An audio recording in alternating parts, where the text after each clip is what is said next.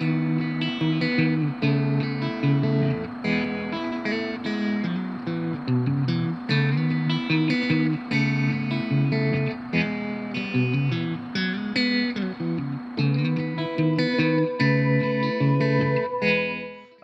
Luke said, my name's Clay Cooper. I'm the Ag and Natural Resources Agent here in Citrus County.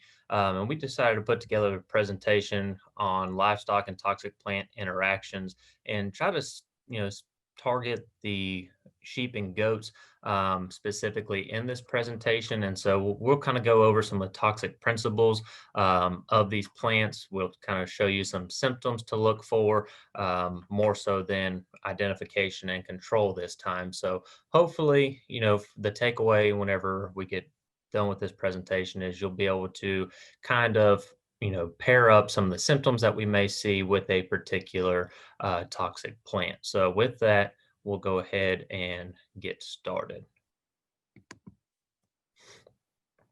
So the first question that we have is essentially, why are plants poisonous?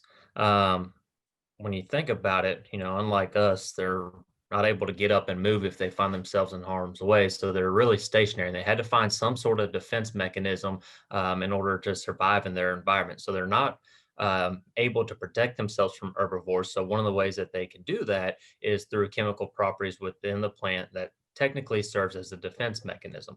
And so therefore, we have toxic plants. And in some cases, they may also present a foul taste or odor, which will deter herbivores from consuming them and serve as a defense mechanism as well. One of the things to, take home with you is toxicity can vary. Whenever we start talking about toxic plants, they're not all created equally. Some may cause just mild discomfort and irritation, where we can go to the other extreme and have sudden death that can occur from ingestion of these particular plants. So, how do plants poison animals? As you can see in the picture there on the right-hand side, most commonly is going to be through ingestion, but that's not always the case, and something to be mindful of. In the case of, say, poison ivy or poison oak, you can have contact, so those plants can pass on their poisonous or toxic traits through contact, and then also absorption and inhalation. So this is not as common, but an example of this would be, for instance, say a hurricane came through, you're doing some cleanup of your farm. Say you have a cherry tree down, for instance, and you put a shit up in a burn pile. That smoke can actually put off toxic properties. So it's one thing to, definitely be mindful of anytime that we're going to have a fire or anything along those lines. If we're doing, some renovations of a property and utilizing prescribed burnings, to definitely identify the plant species that you have and determine if there is a potential for toxicity through the smoke inhalation or absorption. So, like I said, not as common, but still something to definitely be mindful of whenever we're, going to be in those types of situations. Go ahead, Luke. All right. So, why are toxic plants eaten? Most of the time, livestock, goats, sheep, cattle, horses, the whole nine yards, they do a really good job at avoiding these plants. They kind of develop that natural instinct to know what's good for them and what is not. But at certain times of year when desirable forage is scarce, and like I said, that could be time of year, right now, kind of going into those winter months, our warm season forages are definitely on the decline as far as productivity goes, as they're going into that dormancy phase. And so forage availability starts to become scarce. Those animals will start to browse a little bit more to try to find the necessary roughage. And at those points in times, they can be at danger of contacting or ingesting poisonous plants. Now, it can also occur in poorly managed systems. So if we have overgrazed systems, if we're overstocked, again, that forage availability is scarce. Those animals are being forced to browse. And then also in wooded pastures. When we think about a wooded pasture, obviously we have quite a few trees present, creating a shade canopy. And shade is definitely not a friend to forage production. So a lot of our perennial forages or desirable forages, don't do well in filtered light. So this presents an opportunity for weeds to kind of take hold. And so generally in these types of settings, we do see a higher weed population than what you might in an open improved pasture. So anytime, when forage is scarce, toxic plants can be an issue for us. Also, in contaminated hays and feeds, especially if we're out buying hay and we don't know exactly what's in it, it's something to be mindful of. We want to make sure that we're trying to get clean hay and clean feed whenever we're providing those as nutritional supplements to our animals. Because, like I said, it's very easy for some of those toxic weeds that may be overlooked to be baled up and then, fed out at a later date. And some of these weeds, in some instances, can actually, be more toxic when they're dried out. And then again, curiosity of young animals. So if you have young animals and you turn them out, they have not quite had that life experience, you could say, to kind of know what's good for them and what's not. So they're more likely to browse and try to, different things in order to gain those life experiences. And that can put them in a predicament. As they say, curiosity kills the cat. So we definitely want to be mindful when we have young animals to try to avoid putting them in areas where toxic plants are present, especially if they're in high volume. Boredom can also be an issue. If an animal gets bored and just for whatever reason is out browsing around, again, that puts them at a risk. And then in some cases, we've seen this with, creeping indigo, for instance. Animals can just flat out develop a taste for the plants and they'll go out and target them. So, that's another thing to be mindful of as, why these plants can and are eaten. So toxicity symptoms. I don't think that very many of us are going to walk out into our fields and find a goat wearing a mask that tells us, "Hey, I'm sick." So we got to kind of look for symptoms more along the lines of the picture on the bottom. That goat's obviously got its head down, ears are drooped, eyes are definitely not looking the greatest, and so we may see symptoms of the animal staggering, depression. That animal may be off by themselves, labored breathing, diarrhea. The animal may be lethargic, and the list really goes on. The big thing here to definitely keep in mind is a lot of other clinical illnesses can have these same symptoms. So it's always important to work with your veterinarian anytime you see an animal that's not looking very thrifty, and consult with them to figure out exactly what's going on. Obviously, if you have a suspicion that it may be toxic plant related, you could always get in contact with your local extension agent, and we can try to identify plants that may be present that could be considered toxic. But definitely start working with your vet, develop those relationships, and then so that way if an instance does occur, you can go through the proper protocols and figure out if it's a clinical illness or if it's something that may be plant related. So factors affecting plant toxicity on livestock, um, obviously consumed quantity and the rate. So depending, as I said, toxicity levels can vary within plants, and so some animals may have to consume, quite a bit more of that particular plant than, say, a different plant. So it all is going to depend on the toxicity level of that particular plant species, the rate and the quantity at which that plant is consumed by the animal. Plant growth stage, for instance, some weeds that are toxic, those toxic principles may only be found in the seed. So in those instances, the young juvenile plants may not be an issue, but as that plant, grows and matures and begins to set seed, at that point in time, those plants can start to become toxic. So understanding the growth stage of the plants and the toxic principles will definitely be instrumental in understanding toxic plants a little bit better. Again, growing conditions, if we're in a drought, and forage availability is scarce, then, toxic plants may be more of a factor for us.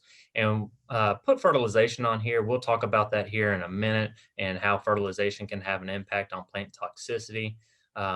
Also, animal species can be a factor. Sheep and horses seem to be more susceptible than cattle, and cattle seem to be more susceptible than goats in most instances. And so, animal species definitely plays a role in that. Animal age and then also body condition scores can all be factors, and plant toxicity on livestock. And, essentially that's the same as us. What may be I may have a reaction to, some of you may not, as just, individual tolerances. And so there will be some variation amongst animals.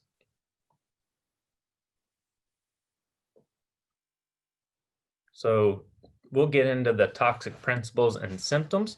So I mentioned nitrate or fertilization just a minute ago, and that goes hand in hand with nitrate poisoning. So a lot of these weeds that I've listed, you may not think of as toxic plants, but in some instances they can be. Nightshade is the first picture on the top left-hand corner there. I'm sure most of you are aware of that being a toxic plant in general, but it can also be a poisonous plant from a nitrate standpoint. And the top middle picture there, that is actually pigweed. The top right will be smartweed. And then some of the ones that you may not think of from a forage standpoint. In the bottom left, we have oats. In the middle bottom, we have pearl millet. And then on the bottom right, you have Johnson grass. A lot of times people don't think of these forages as potentially being problematic for our livestock. In most instances, they're not going to be. But in the case of excess fertilization, especially during droughty conditions or anything like that, where those plants may be harboring those nutrients in that plant tissue material and not being moved all the way through that plant, they can have higher levels of nitrates, and nitrate poisoning can occur. um, Two other plants that come to mind that nitrate poisoning can occur would be cudweed and also sorghum Sudan grass. Those are nitrate accumulators as well, and there's a handful of others. And so the toxic principle in this instant would be nitrate. Clinical signs could be everything from difficult to labored breathing on the more mild side, all the way to sudden death on the more severe side. So just wanted to kind of put this in there because a lot of times these are overlooked, but just know that nitrate poisoning can be a factor, especially in systems that are well or excessively fertilized. Next slide here, we have cardiotoxic plants. Two of them that we see quite often would be oleander and milkweed. I have the toxic principles for both of those there listed. Clinical signs for oleander, you're going to see cardiac irregularities, diarrhea, abdominal pain, weakness, even death. Pretty much the same symptoms are going to be expressed for milkweed, except for you'll see staggering, depression, and you will have some labored breathing. But anytime those two plants are consumed, it is going to affect the cardiovascular systems of those animals, and those could be some of the clinical signs that you will see expressed.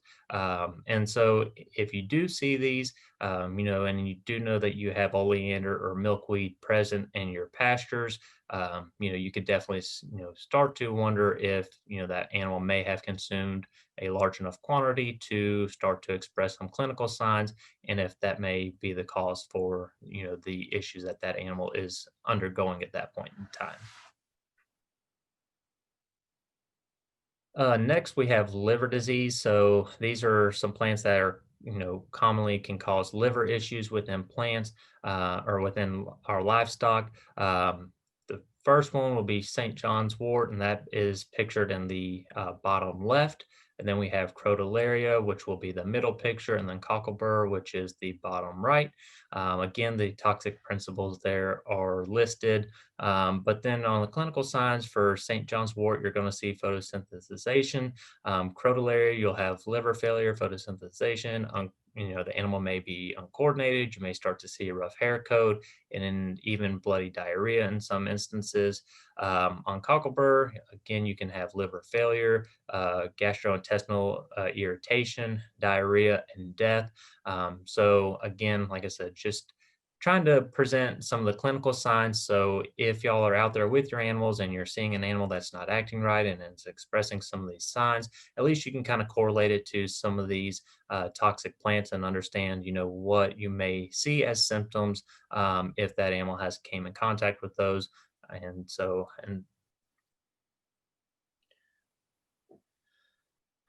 gastrointestinal problems.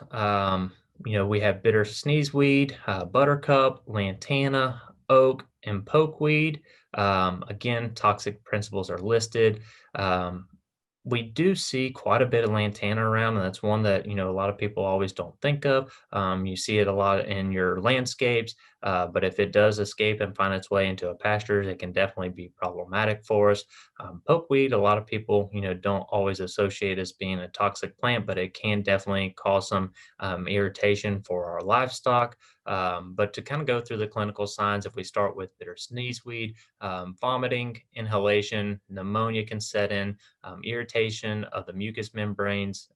The animal may be trembling or appear weak. With buttercup, again, you'll see some abdominal pain issues. That animal will be expressing diarrhea, all the way to convulsions and death. If the situation is severe enough, lantana, the same thing. You're going to see that bloody diarrhea, weakness, paralysis, dehydration, ulcers of the mucous membrane, and then peeling of the skin. Anytime that you see an animal that does have, skin peeling off, that is oftentimes a good indication of lantana. You really don't see that on a whole lot of other plants from a toxic related issues. So if you do see that, definitely try to keep your eye peeled for some lantana around because that is most likely going to be your culprit. Because, like I said, that is a definite sign of lantana. And then, they could always progress to death as well. On oak, a lot of people don't think of oak trees as being toxic, but they do contain tannins. And so it can cause rumen stasis, constipation, gastritis. So in an instance of, if we have goats that are underneath the oak tree and they are going to town on the acorns that are dropping, if they consume enough of them, tannins can be an issue and we can start to have some gastrointestinal problems of those animals. And then pokeweed, bloody, vomiting, depression, and diarrhea will all be clinical signs. And, those can definitely be, dependent on seasonality as well. All right. So that pretty much wraps up my portion. I'll go ahead and turn it over to Luke now to go through some additional weeds. We have some pictures here that will help for the identification purposes, and then, just some additional information in regards to the toxic principles and clinical signs that you may see with these particular weeds. So, with that, Luke, I'll go ahead and turn it over to you. So just to tie in where kind of Clay was leaving off, a lot of the weeds that he talked about were very common. We see them across the state of Florida, pretty much from the Panhandle, South Florida, Northeast Florida. And so a lot of those are pretty common. You will also see some of those plants that we use in our landscapes and beyond just the pasture. And I think Clay kind of hit on it too, where if every plant has a place and it works well in the landscape, especially if we're talking about milkweed, which is a pollinator plant, it works great in that environment. But as soon as we start seeing it in the pasture, that's where we have to be a little more cautious about it being out there. So we kind of wanted to bring a few more, just kind of regionality. Some of you may be familiar with bracken fern. We have it in in droves in the Northeast sections of the state. It is technically in the fern family. This does not mean that every fern out there is toxic to goat, sheep, and other livestock, but this is one of them. And so it's one that we typically try to remove from the pastures so that there is no issue when we're talking about toxicity poisoning. You will also see that, roughly it's about 25% of the diet is needed over a couple weeks of ingestion of this weed. So you're not gonna, keel over after the first taste of this stuff. Usually with most of these weeds, it's a cumulative effect where they may eat it and nibble on it, and then they may get a little sick. But the more they do that, the more potential for that poisoning it's going to be. So you do need a little more than just one or two samplings of bracken fern to really cause some damage. But again, it is one that we generally do not recommend within, the pastures. Carolina redroot, this is one I get asked about quite a bit. And again, I think this is a regionality one. Normally, we see it in kind of timber production areas where you have low fertility. You have pine timber plantations. So I've seen it where, you had a pine timber producer cut down all his trees and then wanted to start in livestock, put in pasture grass, and then Carolina redroot starts growing up everywhere. And so the flower of this is kind of unique. It kind of reminds me of a wild garlic or a wild onion. It's kind of got a nice white ball to it.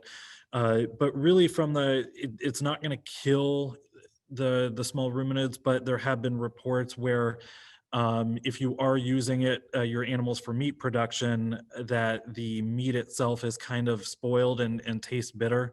So just be aware of that. And this is one we, again, don't recommend within the pastures. Um, Perilla Millet is kind of one that does have some issues to it. If you've seen this, it's got a nice white flower, kind of almost slight purple flower to it. We normally see it kind of along the fence lines and rows. The easiest way I identify this is it is probably one of the only plants that actually has a square stem. So if you kind of need it to be identified quickly, you kind of just take the stem, and if it's not circular and it's kind of more square, that's a good chance that it's going to be in the mint family. So this one is probably the most damaging when it flowers and fruits. So this is kind of one that we would recommend kind of trying to get out of that pasture as well. The next two are kind of similar, Sickle Pod and then Bagpod. It's again not one that we really have identified the specific compound. We don't know if it's the alkaloids or the cyanide toxin that is really the main contributing factor on this. But really, it's mainly in the seeds and the leaves. The cattle are really less susceptible, but you're gonna have some other issues when it comes to the small ruminant production. So again, you typically see this during kind of summertime, fall time. We'll see this in kind of out in the pastures. And this one's Bagpod, which is kind of similar. Again, these are two of them that we generally recommend kind of getting rid of. But you'll notice from some of the symptoms, it's diarrhea, kind of what Clay was going on. They're all very similar symptoms, and just like he had mentioned, they're all very similar to certain other medical conditions that we deal with small ruminants, which is the internal parasites and some other medical issues. So kind of working with your vet on trying to figure out which issue is which is going to be key to kind of figuring out what's causing the issues with them. Black cherry tree. So Clay had mentioned about some of these weeds being more susceptible, or sorry, more toxic when they're actually dead or dying, and black cherry would be one of them. So if you cut or limbing up black cherry or cut it down, that is one you want to get it out of that pasture as soon as you can, because once it starts browning out and dying, it actually becomes more palatable, and the toxins are actually released and more potent to that livestock. So you can have some serious issues with black cherry poisoning. Tropical soda apple, we generally think of this as more of kind of a beef cattle issue in the pastures, but it technically is also reported to be toxic to goats. It is also one of our major invasive weeds that we have out there. So this one, even from that standpoint, we'd recommend removing from the pasture or trying to get rid of from the area. But again, if you've dealt with this one, in each of those balls, you've got about a couple hundred different seeds that just kind of get spread around, and so this can become a problematic weed within the pastures as well. Chinese tallow, and this one, there are a lot of people who love this tree. It's also called the popcorn tree, and so you'll get these nice white kind of flower blooms to it. A lot of people will use this as an accent tree, but it is also one of our invasive trees that's out there, as well as being kind of toxic to some of our livestock.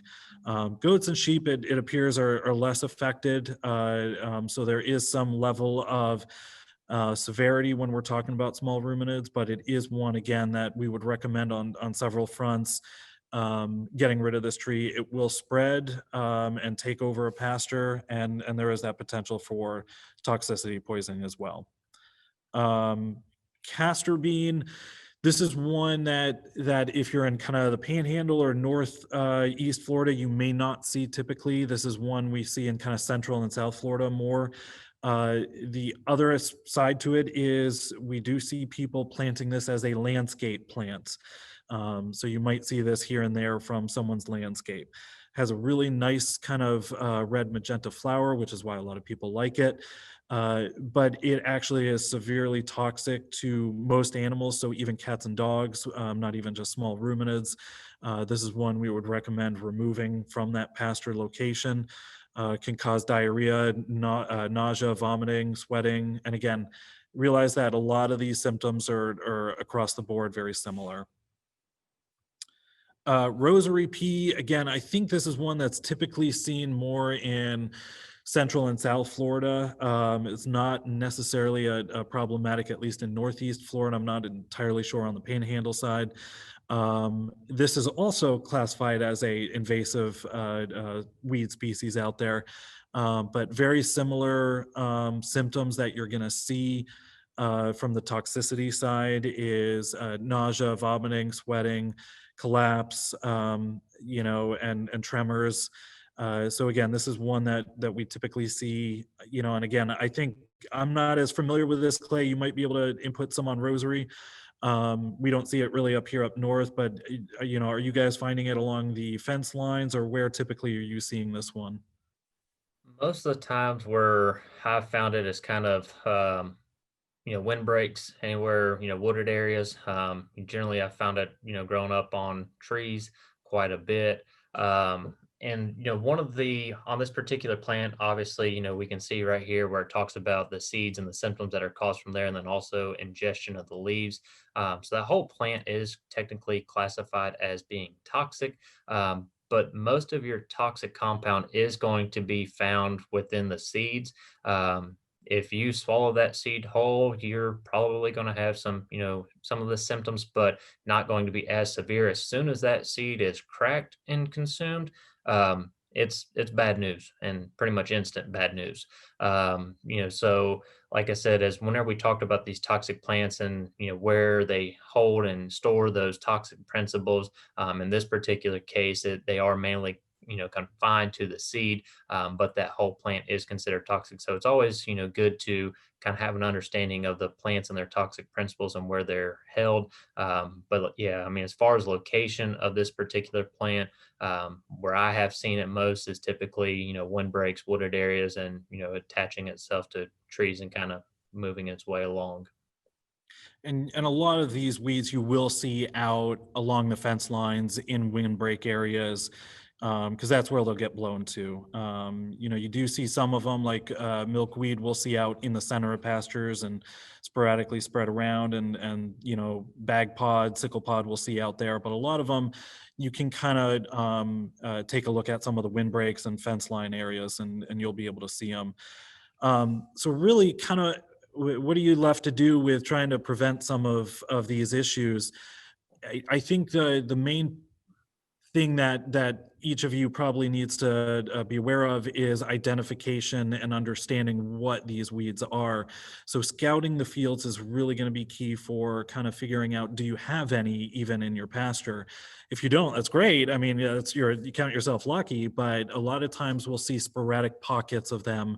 You may not have a huge infestation, but you also want to understand even a small pocket could be problematic. And kind of Clay was talking about some seasonality with toxic weeds. When we're talking about forage availability from the livestock side, really the livestock kind of know to stay away from these. Inherently, they have an understanding of these are not exactly good forages to go after. And so they're going to try to find what they want. And a large part of it is if you've got the available forage, if your grass species is doing well, if you've got a cool season forage out there for them, if your perennial pasture is doing well, they're going to stick to those. But especially with small ruminants, they kind of are finicky and will go to other things. And so even small pockets of toxic weeds can be problematic. So scouting the field is really, I think, going to be your number one line of defense in trying to prevent some of these issues. Number 2 point, again, we just kind of talked about is providing adequate feed and forage. If they've got that available feed stock, they're going to stick to that for the most part. And you'll see less instances of toxicity poisoning. Preventive measures, and really what we're talking about is get them out of there. Get them out of there as quick as you can before the seed bank starts populating, before those weeds start to populate the seeds and spread around. Once they start seeding and spreading, it becomes a little harder to manage and contain and control them. So really kind of what we would recommend is using a integrated approach to it is prevention and different control methods. We're not really going to go on specifics on this presentation about specific herbicides to use, but we can always answer those right at the end of this presentation. If you've got some specific weeds that you're having some issues with, just put it in the chat once we're done, and we'll be more than happy to answer specifically about some of those. But really kind of monitoring and managing those. Some of these weeds you can mow beforehand, before they seed, and it will help. A lot of them, it will not. You can just keep mowing it every single week and it will just keep coming back every single week. But kind of cultural is, again, brings us back to that number 2 bullet point, is making sure that your forage, your perennial pasture, whatever you have, is healthy. And that should prevent weed populations from growing up and really getting established within the pasture areas that you guys are using. So and that's kind of some of that cultural practices that we would use. Proper fertilization, proper management of your pastures is really going to reduce that weed population. If you're looking for a document on weed control, we've kind of linked it here. This is one of our main documents that we use to provide herbicide recommendations on specific weeds that we normally see in the pastures. So feel free to go to that document. But I believe at that point, we are done with this presentation. At this point, I'm going to stop sharing. And if we've got any questions, based on both Clay and my presentation, and also Cassidy's and Kevin's presentations, we'll be more than happy to answer them at this time.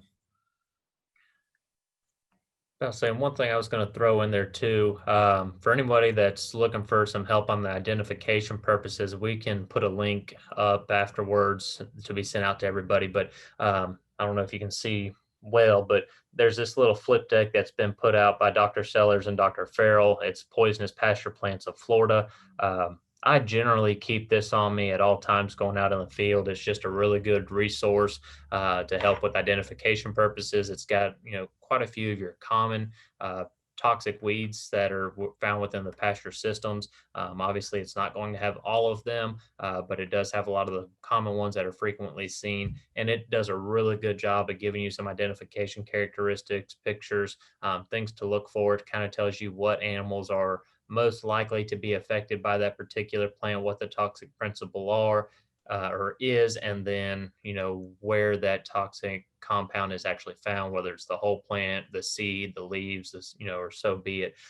So just a really good resource to have, and we'll link that as well for you for a resource.